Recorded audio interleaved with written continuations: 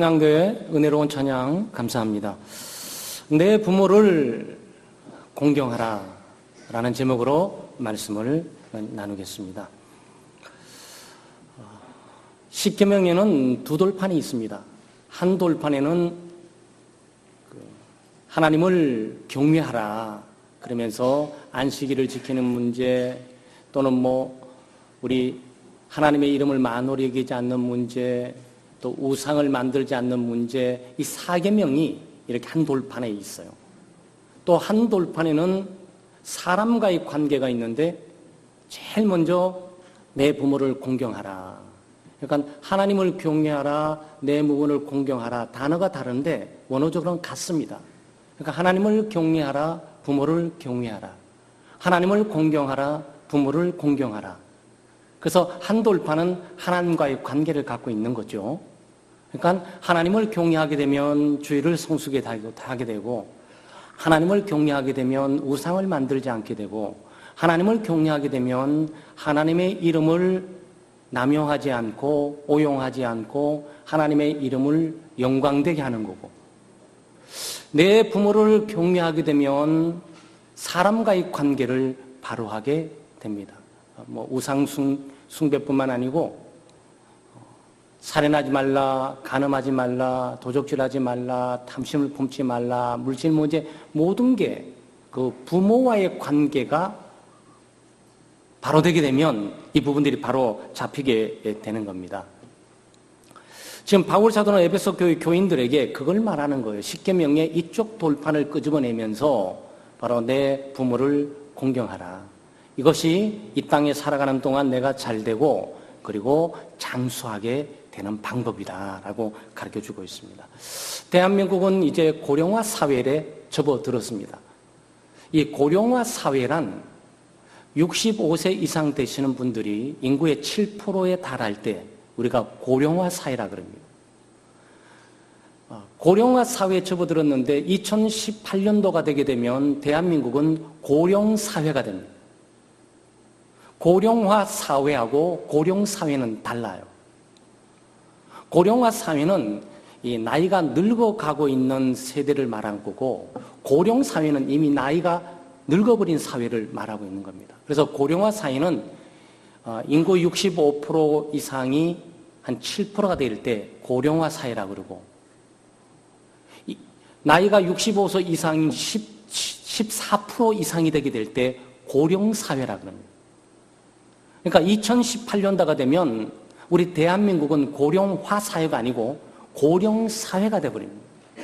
그 현실적인 내용들이죠. 이제 나이가 많은 분들이 사회 가운데 보통 14% 이상을 차지하게 되었다. 그런 얘기가 됩니다. 어른들이 많아지게 되는 거죠.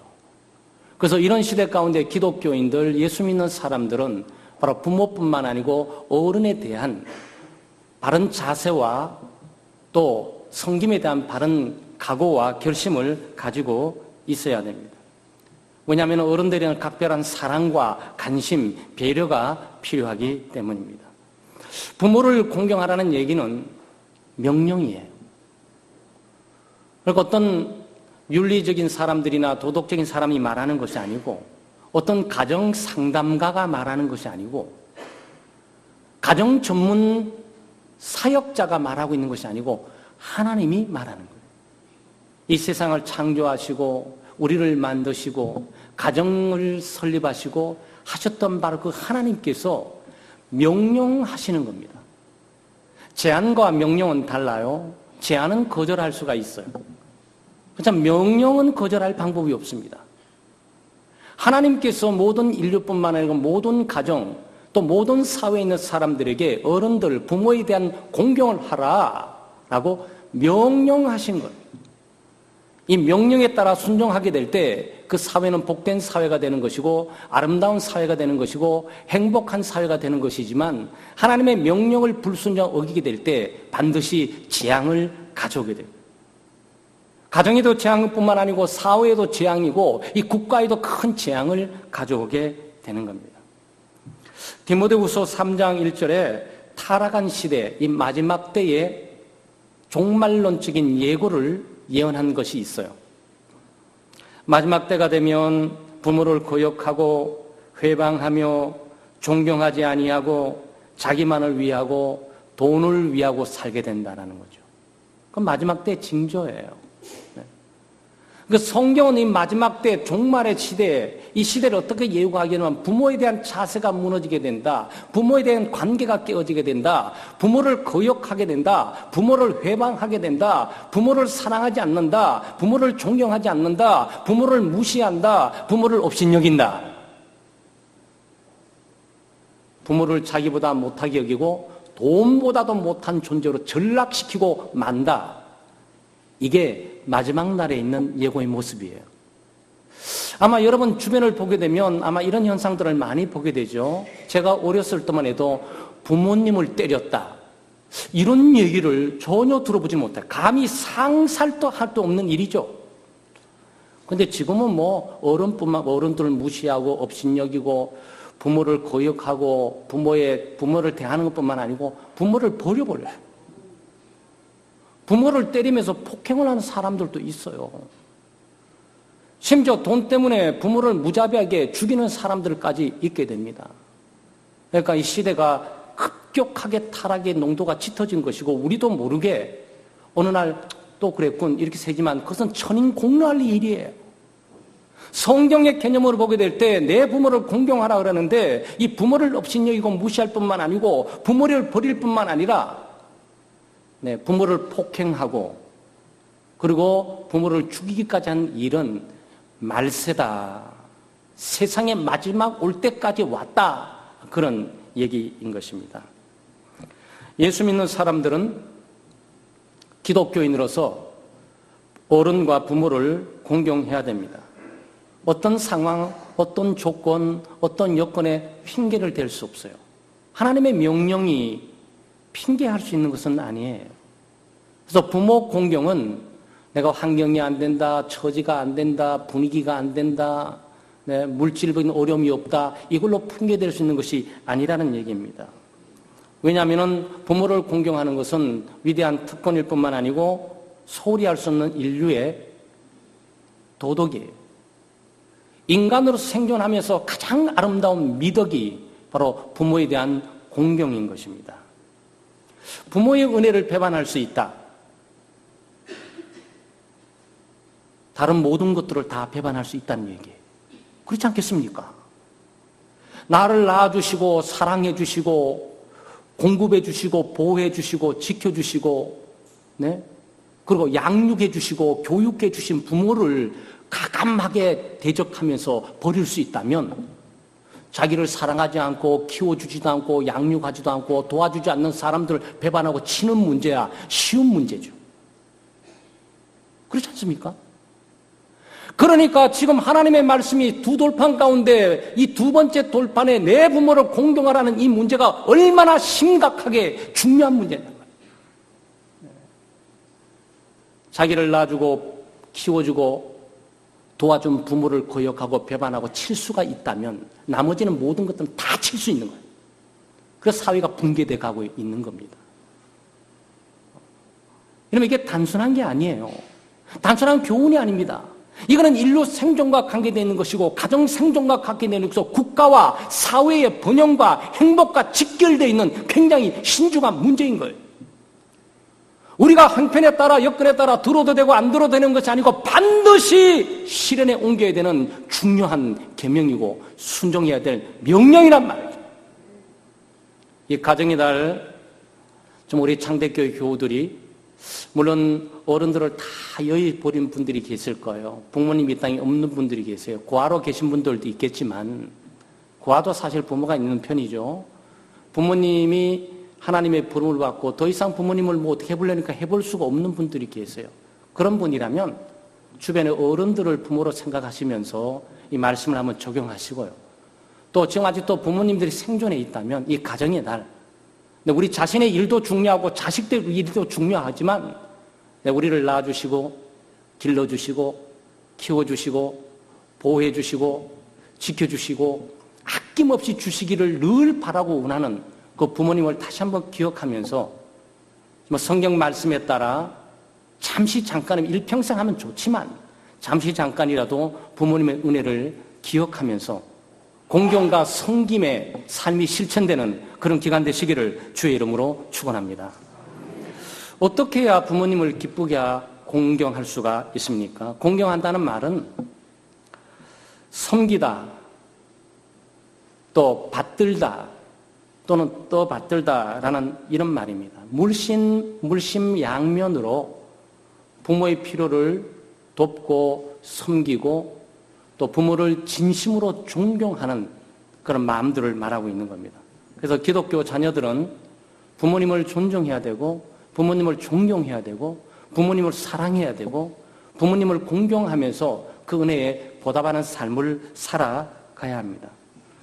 어떻게 우리가 부모님을 공경할 수 있습니까? 다양한 많은 얘기들이 있지만 성경은 구체적인 방법들을 일일이 제시하지는 않습니다. 다만 우리가 원리를 적용해서 이 땅을 살아가야 되는 거죠. 먼저는 부모님의 존재 가치를 인정해 드려야 됩니다. 이 말씀 뭐냐? 부모님도 한 인간이다라고 이해를 하셔야 되죠. 저도 사실 이걸 배우기가 굉장히 어려웠어요. 아마 여러분도 그럴 거예요. 왜냐하면 부모님은 태산 같은 분이에요. 아직도 들 때를 의지가 되시는 분이고 아직도 힘들고 어려울 때 부모님이 떠올려지고 어머님이 떠올려주고 하나님을 믿고 의지만 해야 되는데 그렇지가 않잖아요. 힘들고 어려울 때 어머니 생각이 나고 아버지 생각이 나고 또 의지할 자를 생각나고 극한 도움이 되는 부모님이 가장 강력히 돕는 분이니까 기억이 나게 되는 거죠. 그런데 그 부모님들이 나이가 들게 되면 다 하나하나 무너지는 거예요. 저도 부모님을 가끔 뵙고 오다 보면 아버님이 90이 벌써 넘으셨고 어머니 80 중반이 되셨는데 이게 하나하나 환상들이 벗겨지는 거예요.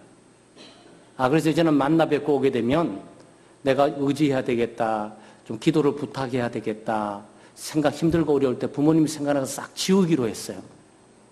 이제 내가 부모님을 위해서 전폭적으로 기도하고 전폭적으로 돕고 전폭적으로 지켜주고 전폭적으로 세워주고 또 필요를 공급해 드리겠다라는 생각으로 가다듬고 오게 돼요. 왜? 힘이 다 없어지셨으니까. 어렸을 때 보았던 태산 같은 부모님들이 아니에요. 육신이 다 무너진 거예요. 혼자 살기도 어려워요. 약을 한 주먹씩 늘 드셔야만 지선되는 거예요. 식사하기도 어려워요. 걷기도 힘들어요. 누가 부축하고 도와줘야 돼요. 심지어 먹는 문제도 제대로 못 드세요. 아마 여러분 가운데서도 그런 부모님들이 계실 겁니다. 그래서 부모님이 연세가 되시게 되면 힘이 없어요. 첫째, 경제적인 힘이 없습니다. 사회활동을 하지 않으니까 경제적인 힘이 없는 거죠. 그리고 육체적인 체력이 다 떨어져요. 그러니까 힘이 없어요. 일어서기도 힘들고 앞으로 보기도 힘들고 듣는 것도 힘들고 걷는 것도 힘들고 모든 것이 다 힘들어요. 그래 남아있는 것은 뭡니까? 두려움과 염려. 옛날에는 건강할 때는 자식 문제로 염려했는데 이제 자기 자신에 대해서 염려가 되는 거예요. 하루하루가 때때로 무력해지고 소외감을 느끼고 버려진다는 느낌을 느끼고 그러면서 쓸쓸한 노년의 때를 맞이하게 되는 거죠. 자식이 없는 것도 아니고 손자 손녀 없는 것도 아니고 그들은 눈에 보이지가 않아요.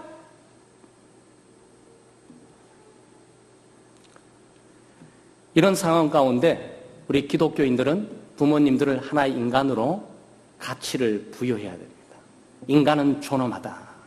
힘이 없고 늙고 아름다움을 다 잃어버리고 검은 머리가 팥불이 하얗게 되고 그리고 구부정해질지라도 하나님의 형상을 담은 인간으로서의 남아있는 생애 젊은 날에 우리를 위해서 지탱하고 노력하고 애를 썼던 그 흔적들을 기억해낼 수가 있어야 됩니다.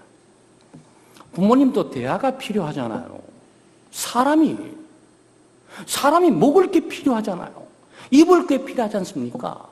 대화가 필요해요. 사랑이 필요합니다. 관심이 필요해요. 근데 그 자식들이 채워줄 수가 있단 말이죠. 사실 어렸을 때 부모님들이 우리에게 해줬던 일들 아니겠습니까? 대화해주고 지켜주고 보호해주고 피할 길을 알려주고 힘들고 어려운 데로서 방어해주고 그렇게 했단 말이죠. 이제는 연세하신 어른들에 대해서 우리가 그런 방법으로 바꿔줘 가야 됩니다. 정신적인 후원자가 되어야 되는 것이고 물질적인 후원자가 되어야 되는 것이고 대화의 상대자가 되어야 되는 것이고 그리고 걱정하지 마시라고. 부모님 힘들고 어렵고 죽음이 두렵기도 하고 약을 한 주먹씩 늘 드시면서 무력감과 소외감을 가질지라도 늘 우리가 함께 있다. 우리는 부모님을 사랑한다고. 부모님이 임종 직접 죽음 직전까지 우리는 가게 될 거라고. 바로 거기에 우리가 있을 거라고. 임종한 이후에는 주님께서 친히 오셔서 데려가지만 그때까지 이 땅에 생존하고 남아있던 거는 두려워하지 마시라고. 우리가 있다고. 여러분 그런 소망과 위로와 격려는 줄 수가 있단 말이에요. 사람이 꼭 돈만 있어야 효도하는 겁니까? 그렇지 않습니다, 여러분. 돈 많이 있고 사회 신분 지위가 높다는데 할지라도 마음이 부모님을 향한 존경과 사랑이 없으면 안 되는 거예요.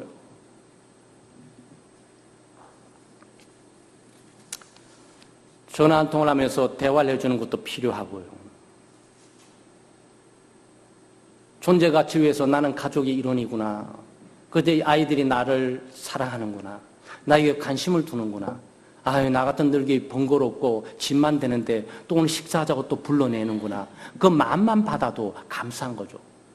건강하셔갖고 외출 한번 할 수 있는 기회를 준다면 그처럼 놀랍고 감사할 일이 없겠지만 이제는 그것마저도 응답할 수 있지를 못해요. 본인이 걷지를 못하니까 얘야 너희들은 다녀오라고. 그러시잖아요, 보통? 보통 좀 그러신다고. 사랑하는 여러분, 부모님 건강하시고 활동할 수 있을 때 외출이라도 한번 시켜드리고 또 외식이라도 같이 한번 나누고 그리고 전화도 한번 통화를 하시고 찾아뵈면 더 좋은 것이고 그 사람이 사람답게 사는 것은 대화가 있고 외롭지 않아야 되잖아요. 고독하지 않아야 되잖아요. 다 젊고 힘이 있고 튼튼할 때는 가까이 다 있다가 힘이 없고 아름다움도 다 잊어버리니까 한 사람 다 떠나버리고 홀로 단가랗게 남아가지고 힘없는 그때야말로 정말 도움이 되고 힘없는 그때야말로 위로가 되는 사람들이 옆에 있어줘야 되는데 바로 그때 다 떠난단 말이에요. 여러분 사람이 할 짓은 아니에요. 그런 내 부모를 공경하라라는 오늘 교훈을 우리가 가지면서 우리의 부모님을 한 사람의 인간으로 생각하시면 애초롭게 느껴지게 되는 것이고 나를 향한 동정이 바로 거기를 향하게 될 거예요. 내가 그 길을 가게 되니까. 부모의 좋은 점, 장점을 기억하고 살리는 게 중요해요. 부모님도 사람이니까 장점이 있고 단점이 있잖아요. 좋은 점이 있고 나쁜 점이 있잖아요.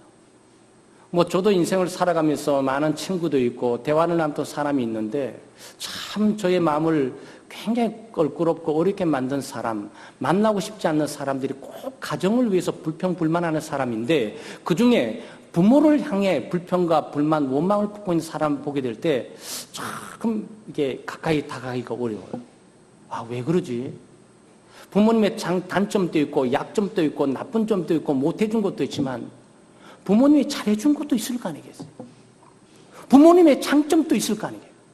부모님의 공적도 있을 거 아니겠어요? 노아의 홍수 여러분 기억날 거예요. 노아는 사실은 한 가족을 다 구원했습니다.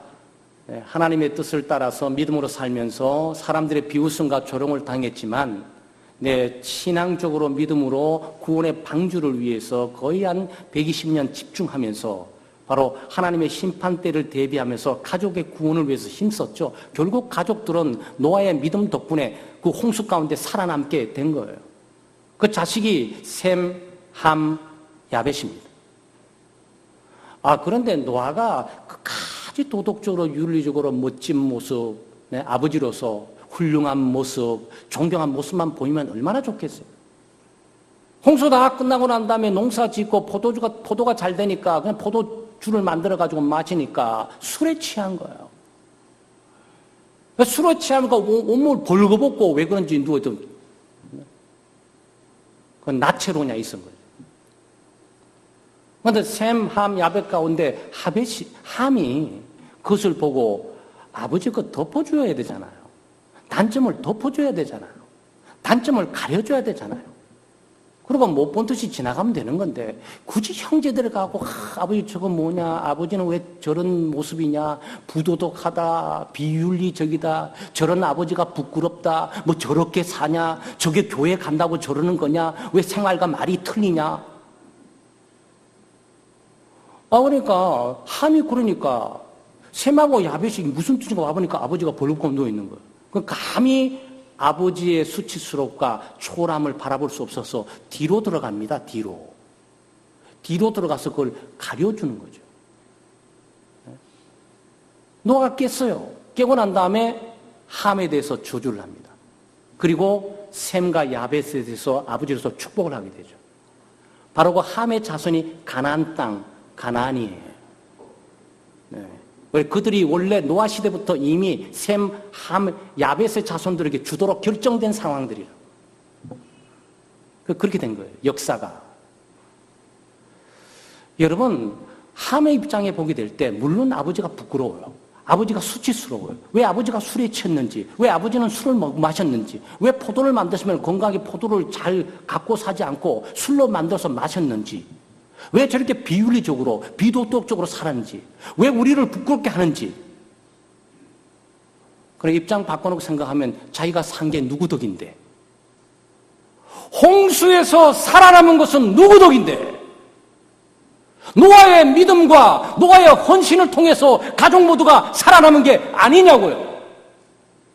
왜 그걸 잊어버리냐?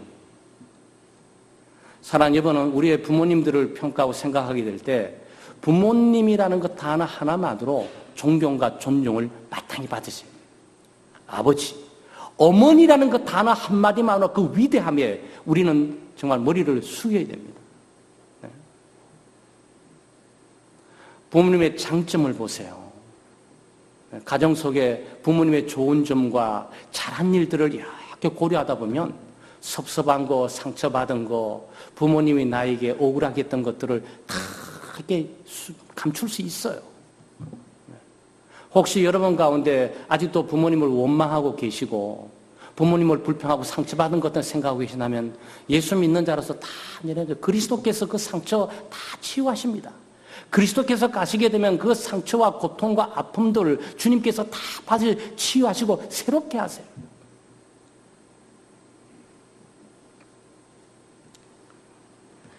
물질로 또 영적으로 그리고 마음으로 보답하고 살아야 됩니다.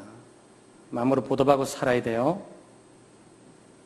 부모님은 우리들에게 낳고 또 키우고 먹이고 입히고 보호하고 교육시키고 그렇게 오셨어요.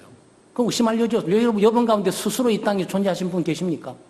눈 떠보니까 나는 스스로 자존하는 자였어. 이럴 분들 있습니까? 아니에요. 다 누구든지 부모가 있기 마련이에요. 낳아주신 분이 있어요. 길러주신 분이 있다고요. 키워주신 분이 있어요. 보호해주신 분이 있습니다. 인도해주신 분이 있어요. 바로 그분들이 잘나나 못나나 바로 우리 부모인 거예요. 나에게는 영웅 같은 존재예요.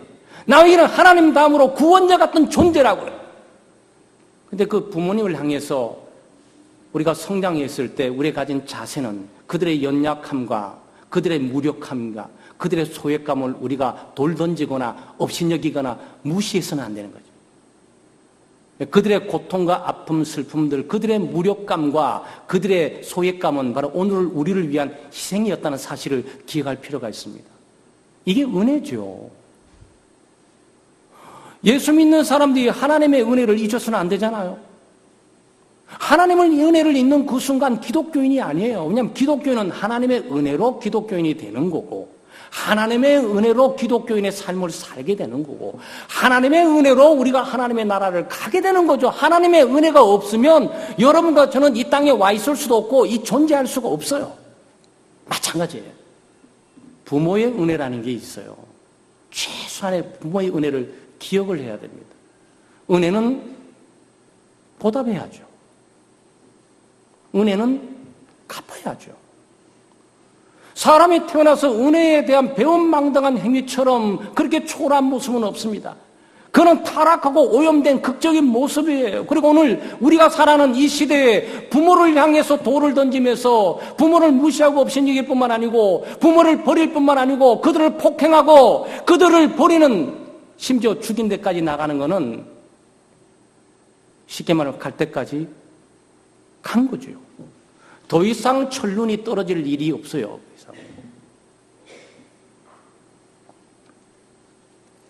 우리는 부모님이 은혜 받는 자로서 은혜를 갚고 보답하는 것은 당연합니다. 그것은 뭐 새삼스러운 일이 아니에요. 부모에게 효도하는 것은 특별한 일이 아니에요. 그건 당연한 일이라고요. 워낙 효도를 안 하다 보니까 약간 효도하는 사람이 탁월해 보이는데 그 탁월한 거 아니에요. 그게 정상이에요. 정상적인 사회가 되지 못하고 정상적인 사람이 되지 못하다 보니까 좀 약간 정상으로 올락말락하는 사람이 굉장히 위대한 사람이 되는 사회가 되어버린 거죠. 정상적인 사람은 내 부모를 공경하는 사람이에요. 부모를 사랑하고 존중하고 부모의 은혜를 알고 부모의 은혜에 기꺼이 보답하고 반응할 줄 아는 사람이 그게 노멀, 정상적인 사람이라고. 그거 특별한 사람이 아니에요. 어떻게 부모님을 우리가 공경하고 보답할 수 있습니까? 영적으로 보답을 먼저 해야 돼요. 돈 드는 거 아닙니다. 꼭 돈이 있어야만 효도짓 하는 것이 아니고 사회에 출세하고 성공해야만 우리 효도하는 거 아니에요. 예수님께로 인도해야죠. 부모에게 그리스도를 전하면서 하나님의 나라를 소개하고 이 땅에 100년 살다가 가박하게 될 때 영원히 사는 나라로 인도해 주셔야지. 이게 제일 중요한 거 아니겠습니까? 육신의 은혜를 입었으니 영적인 은혜를 갚으면서 부모님의 영혼을 하나님께로 그리스도로 인도해서 예수 믿고 구원받고 이 땅의 모든 것들 종결돼도 영원한 하나님의 나라의 삶을 살아갈 수 있는 길을 제시해 줘야 된단 말이에요. 이게 자녀로서 큰 보답이 없어요.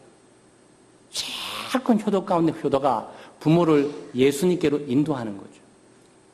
또 예수 믿는 부모님으로서 신앙생활을 잘 유지해 살아갈 수 있고 신앙생활의 힘을 얻고 마지막 생명이 끝나는 그 순간까지 그리스도를 붙들고 갈 수 있도록 세우고 도와주는 일들이 가장 큰 효도 중에 하나입니다. 마음으로 보답할 수 있죠. 마음이 없이도 물질을 줄 수가 있습니다. 자식이 부모를 사랑하지도 않고 존경하지도 않고 귀찮게 여기고 번겁게 여기면서 주변의 사람들이 보게 될 때 욕 듣게 될까봐 그저 몇 푼 돈이나 집어지면서 그저 생색 한번 내고 싹 사라져버리고 부모님이 그거 알아요. 쟤는 나를 싫어하고 번거롭게 생각하고 나는 미운 오리 새끼구나. 나를 이 집안에서 제거하려고 그러는데 하나님이 나를 데려가지를 않으니까 빨리 주여 나를 데려가 주시옵소서 기도하는데 하나님이 그 기도마저 듣지를 않는 거죠. 그러니 이게 보통 문제겠습니까? 그러니까 자식은 부모에게 효도 잘하는 그런 명분들을 만들어내기 위해서 물질 정도 주고 가고 마음은 실제로 없이 그게 뭐가 되겠어요? 그런데 물질이 좀 없지만 부모가 자식이 자기를 사랑한 걸 알아요. 나의 관심을 갖고 있고, 저 자식은 물질이 조금만 있다면 나에게 너무 잘할 사람인데 주여 물질의 축복을 주시고 저 자식을 복 주시옵소서. 간절한 뜨거움이 부모의 축복이 나올 수밖에 없는 거예요. 그런데 어떤 자식은 뭐 돈은 용돈은 엄청 주고 가는데 이 용돈이 용돈처럼 느껴지지가 않아요. 그러니 기도가 잘 나오지도 않아요. 그럼에도 부모는 또 내리사랑이니까 주여 저 자식 정말 갈 길을 비춰주시고 축복해 주실 건데 하나님이 또 축복을 해주지를 않아. 이게 문제예요. 부모는 자식을 위해서 아무리 기도를 해도 하나님께서 그 자식이 부모에 향한 진정한 사랑과 관심과 우애가 없이 살아가고 있다면 하나님이 복을 줄 수가 없는 거죠. 그런데 부모가요, 물질이 없고 사회 신분 지위가 없고 그렇지만 어떤 자식을 보게 되면 이 자식이 나를 사랑하고 나의 관심을 두고 있고 내가 이 자식의 걱정을 뛰거나 미안해서 그 자식이 어떻게든지 좀 짐이 안 되려고 노력하는 반면 또 그러면서 자식을 위해서 뜨겁게 기도해 주게 되는 거죠. 그런 자녀들이 복을 받게 돼 있습니다. 복을 받게 돼 있어요. 물질의 보답이라는 것입니다. 영적으로 주님께 인도하는 것도 있고, 물질과 또는 여러 가지 많은 것들이 없지만, 마음으로 늘 함께하고, 또 위로하고, 격려하고, 그러면서 마음의 위로자가 되고, 격려가 되는 그 부모의 효도도 있지만, 실제로 물질이 있는 또 자녀들은 또 물질로 복양을 하고, 배를 하는 거죠. 공경하다는 말 속에 빚진 것들을 갚는 사례가 들어있어요. 빚진 것을 갚는 사례. 네, 이 사례라는 것은 뭐냐면은 내가 은혜를 많이 받았으니까 그 은혜에 대한 보답으로 제가 너무 감사해서 제가 좀 섬기고 싶습니다. 라는 거예요. 여러분, 저희에 있는 목사들이, 교회는 목회자들이 있잖아요. 그 목사님들에 대해서 봉급이라는 단어를 안 써요. 봉급이라는 단어를 안 써요. 목사가 사람의 영혼을 구원하는 그 가치를 돈으로 어떻게 매길 수 있어요? 그 어떤 영혼이 구원받고 하나님 나라 갈 뿐만 아니라 그 영혼이 말씀을 통해서 위대한 인물이 되게 될 때 주는 영향력을 돈으로 따질 수가 있냐고. 그래서 목사라는 목사의 직업에 대해서는 사렙이다라고 말하는 거예요. 사렙이다. 받은 영적인 은혜를 너무 많이 받았으니 그 은혜에 감사해서 저희들이 사례합니다라는 그 뜻이에요. 만약 이걸 모르게 되면 이 교회가 굉장히 문제가 발생되기 시작해요. 그런데 이 부분들이 부모님에 대해서 적용이 된다고. 도대체 부모님의 용돈을 얼마나 주고 얼마나 배려해 드려야 그 은혜를 우리가 다 갚을 수가 있습니까? 그런 돈으로 매길 수 있는 것이 아니에요. 그래서 우리가 부모님을 공경하고 존중하고 우리가 부모님을 보답하고 섬기게 될 때 빚진 은혜에 대해서 감사로 사례합니다라는 의미가 들어있어요. 그래서 어머니에게 용돈 주는 게 아니에요. 어머니에게 뭔가 행사하고 주는 게 아니라고요. 받은 은혜가 너무 감사해서 그중에 부족하지만 이 부족한 것일지라도 조그만 것으로 답례를 하면서 표현하고 싶습니다. 그 뜻이에요. 그러니까 효도를 많이 하고 해도 그 상 받을 일이 아니에요. 그건 아주 당연한 거예요. 근데 물질로 보답하는 게 있거든요. 왜냐하면 사람이 이 땅 육신 입고 있는 동안 먹어야 되잖아요. 어머니나 아버지도 육신이 있으면 먹으셔야 되잖아요. 사람이 어떻게 벌거벗고 삽니까? 늙었다고 벌거벗고 삽니까? 사람이 살아있는 동안은 육신을 갖고 있으니까 입어야 되잖아요. 그러니 보답에 물질이 들어갈 수밖에 없게 되어 있어요. 부모는 짐스러운 것이 아니고 여러분 가족 계획 속에 집어넣으셔야 돼요. 여러분 보험도 들기도 하고 미래 무슨 보험 들기도 하고 자녀 보험 들기도 하고 장학보험 들기도 하는데 부모님을 위한 보험이 들어져 있어야 된다. 그분이 우리의 가족이니까. 여러분 이 점은 우리가 굉장히 귀하게 여기게 되고 생각을 많이 해야 되죠. 물질이 있어도 마음이 없어서 못하는 자식이 있고 물질이 없는데 마음이 있는데 물질이 없어서 못하는 분들이 계시고 그런데 형편대로 하시면 돼요. 많이 있다고 많이 있는데 자식들이 보답하지 않는 것도 늘 배반감이나 이런 가슴 아픈 고통으로 남아요. 없는데 빚져서 한다고 하는 것도 부담스러워요. 그러니까 형편대로 하시면 돼요. 형편대로 하시면 돼요. 하나님은 형편대로 하신 것들을 높이 평가하세요. 아마 복음서에 보면 2렙돈 갖고 있는 과부가 헌금을 딱 하게 될 때 예수님은 100렙돈, 1000렙돈, 수십만 렙돈 넣는 사람은 생각지 않아요. 왜? 뭐 있는 것 가운데 약간 1% 정도 넣나 보다 이렇게 예수님 생각하는데 2렙돈 갖고 있는 과부는 전 재산을 넣은 거예요. 그래서 높이 평가한 거예요. 사랑하는 여러분, 우리가 부모님 섬기게 될 때 갖고 있는 물질이 얼마인지 따질 필요 없이 갖고 있는 내용 가운데서 우리가 정성을 표현하고 형편대로 양심에 따라 정직하게 하시면 돼요. 있는 사람은 더 많이 하시면 되는 거고 없는 사람은 적게 하되 마음들을 전달해 드리면 되는 거고 어른들 가운데 중요한 것은 용돈 아니겠습니까? 참, 용돈 드실 수 있는 게 참 쉽지가 않아요. 마치 자녀들을 용돈 주듯이 생각을 하셔야 되거든요. 왜냐하면 어른들이 용돈이 있어야 사람 행세를 좀 하잖아요. 교회에 나오게 되는데 헌금할 돈이 없어. 미안해, 하나님께 미안해 죽겠어. 12월적 헌금은 내가 돈을 안 버니까 봉급을 안 받았고 젊은 날에 받았던 거 안 해도 되는데 뭐 용돈이 있어야 주일날 주님 앞에 나가가지고 뭐 헌금을 할 텐데 뭐 아무것도 없어. 여러분 그 상황을 이해해 보시라고요. 제가 예수님을 사랑하고 교회 나오는데 뭔가를 드리고 싶은데 몸도 안 되고 기술도 안 되고 달란트도 안 되고 이제 다 나이가 80, 90이 돼서 드릴 게 없어. 근데 헌금이라 좀 드리고 1,000원 드리는데 2,000원 드리는지 5,000원 드리고 싶은데 그거마저 없어요. 돈 많이 버는 자식들이 용돈을 주지를 않아요. 그게 불효예요, 여러분. 그게 바로 불효예요. 그걸 깊이 배려했었어야지. 예수 믿는 사람이 자기 신앙을 하는 것처럼 왜 부모님이 남아있는 생애 신앙생활 하는데 그걸 모르겠습니까? 어머니, 이거는, 아버지, 이거는 교회 가실 때 많이 하시면 안 되고 1,000원 하시든지 2,000원 하시든지 뭐 어머니, 아버지 용돈 쓰시는데 부족한데 주일날 빈손으로 가지 마시고 가세요. 얼마나 기쁘겠어요. 헌금하게 될 때 그 기쁨과. 물론 내가 하나님 앞에 많이 하기도 떳떳한 그런 것이 아니라 주님 앞에 갈 때 남들 다 하는데 나도 같이 할 수 있는 기쁨을 누리고 살아요.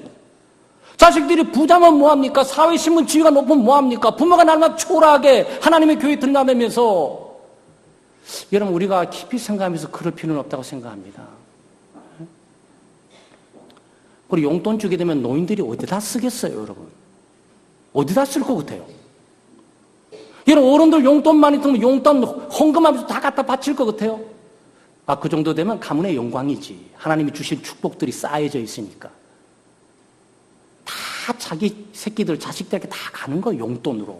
할아버지, 할머니, 이거 장난감 사라. 그런데 용돈 없니? 뒤에 할아버지로서 좀, 할머니로서 좀 존재감이 좀 생겨요. 이 자식들이 가만 손자, 손녀들 보니까 할아버지, 할머니는 식모야. 그러니까 이거 나올 거에 아무것도 없어. 그러니까 이미 무시하고 들어가는 거죠. 집안은 무슨 집을 그렇게 힘들게 만드냐고. 네? 그럼 많이 드는 것도 아니고 말이죠. 조금만 생각하고 조금만 배려하면 누구든지 충분히 다 할 수 있는 건데. 우리 권사님들 종종 가슴이 철렁철렁 떨어지면서 저게 내 인생이고 우리 1, 2번만 인생이면 어떡하지? 걱정이 벌써부터 생겨요. 권사님들이 결혼하게 될 때 희망과 소망을 막 자식들 하더니만 우리 자식들 결혼해서 자식을 낳아야 된다고. 자식 낳고부터 교회가 안 보이죠. 어디 갔냐 가보니까 손자 손녀 보러 올 때 그거 다 가 계셔. 세대가 많이 바꿔진 거죠. 가신 것까진 좋은데 용돈은 받으시냐고. 우리 젊은 분들 계시면 용돈 드리세요. 용돈이 아니라 정상적인 고용, 노동의 대가는 드리세요. 자기 새끼들 돌보면서 키우게 될 때 어머니, 아버지 이용 가치로 사용하지 마시고 그분들의 존엄성을 기억하신다면 그분들의 노동의 대가로서 일할 수 있도록 어머니, 아버지 여기서 아이들 돌봐주시면 한 사람당 50만 원씩 제가 100만 원 드릴게요. 얘들아 늘 도둑 힘들니. 제가 밖에 사람들을 맡겨도 마음 놓고 못 맡기면서 돈 그렇게 드려야 됩니다. 이런 게 정상입니까? 정상이죠. 아주 정상이지. 그런데 어른들은 죽도록 가서 봉사하고 해주고 하나님의 교회에 얼굴을 안 보이고 봉사하고 헌신하는 시간들 다 뺏어서 자기 자식들을 위해서 다 섬기는데 결국 용돈도 안 생기고 나중에 생긴 거라는 구부정한 허리 굽어진 거 애들 없다가 다 끝나버린 거 그것만 덩그렇게 남는 거예요. 부모님은 자기 자식들, 자기 후손들 잘 되기는 기쁨을 하지만 마음속에 어떤 느낌이 들까요? 자기라 그러면 어떤 느낌이 들까요? 여러분 우리가 그거 생각해야 됩니다. 저는 여러분의 상황과 입장을 잘 몰라요. 또 그런 것들에 대해서 뭘 어떻게 하라고 말씀드리고 싶지는 않습니다. 저도 가정을 갖고 있고 저도 집안이 있고 움직여가는 것을 보는데 이건 아니다 생각이 들 때가 많이 있어요. 자식과 부모의 관계일지라도 거기에 공경하는 그런 예법에 대한 것들이 있지만 일반 상식선에서 본인들이 해야 될 예와 입장들을 다 할 필요가 있는 거죠. 그렇지 않겠습니까? 자기들이 어렵고 힘들 때 어머니 아버지 도와주시면 제가 더 수고 난 다음에 부모님을 제가 좀 모시겠습니다. 이렇게 하든지. 어머니 아버지 저는 지금 어렵지만 가정에 아이들 돌봐주세요. 제가 맡기기에 너무 믿을 수가 없습니다. 제가 사람들을 맡기게 되면 한 사람당 100만 원입니다. 그러니 제가 100만 원을 한 달씩 페이를 하겠습니다. 잘 맡아주세요. 이거 정상 아닌가요? 왜 이 관계가 왜 안 되는 겁니까? 왜 부모님은 무조건 희생하면서 자식을 위해서 와서 죽도록 봉사만 해야 된다고 생각하세요? 여러분, 우리는 사람을 공경한다는 그 의미들을 이번 상식선뿐만 아니고 기본적인 양심에 따라서도 해야 돼요. 저는 여러분을 꼭 그렇게 하라고 말씀드리고 싶지 않습니다. 그러나 그런 관계 설정들을 통해서 어른들을 공경하고 어른들의 존재 가치를 인정하고 그들을 존중하고 그들의 수고와 노력가 헛되지 않고 그들의 봉사를 큰 은혜로 알고 그 은혜를 갚는 것으로 서로 살아가야 되잖아요. 그럼 어머니 아버지 그 용돈 가지고 천국 갈 것 같아요? 그 용돈 가지고 천년만년 이 땅에 살아갈 것 같습니까? 아니죠. 자기 손자 손녀 새끼들이 또 다 장난감으로 다 나가요. 그런 거예요. 사랑하는 여러분, 내 부모를 공경하라 이 가정의 달을 맞이해서 말틴 루터는 네 사람의 부모를 말했습니다. 하나는 낳아주신 부모예요. 낳아주신 부모는 바로 육신의 부모가 되는 거죠. 또 하나는 영적인 부모입니다. 영적인 부모는 교회 목회자를 말하고 있는 겁니다. 교회 목회자는 영적인 아버지가 되는 거죠. 그래서 로마 천주교에서는 신부라고 부릅니다. 신부.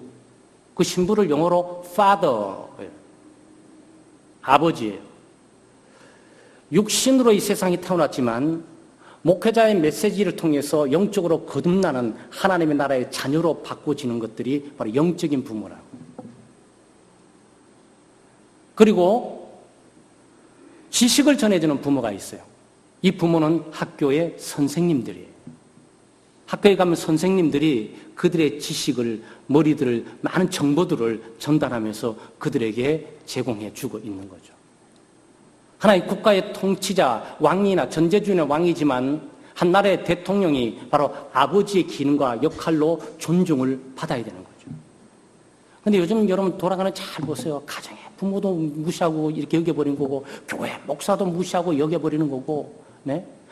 학교의 선생님도 무시하고, 학교 애들이 막 선생님 막 때려버려요. 한 국가의 대통령이 평범한 백성들에 의해서 이름이 함부로 오르내리면서 막 질타를 받은 그런 존재가 아니라고. 그럼 지금 뭐냐? 많이 타락한 거지. 사악해진 거지. 사람들이 교만해진 거죠.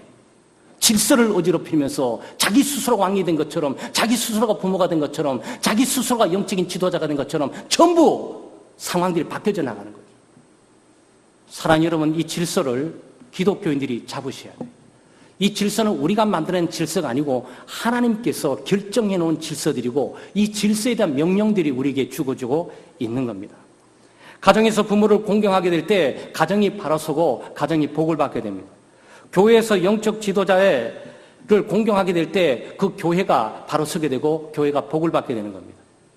학교에서 선생님들이 공경을 받게 될 때 학교의 질서가 바로 서게 되고 그 학교가 복을 받게 되고 교육이 복을 받게 되는 거예요.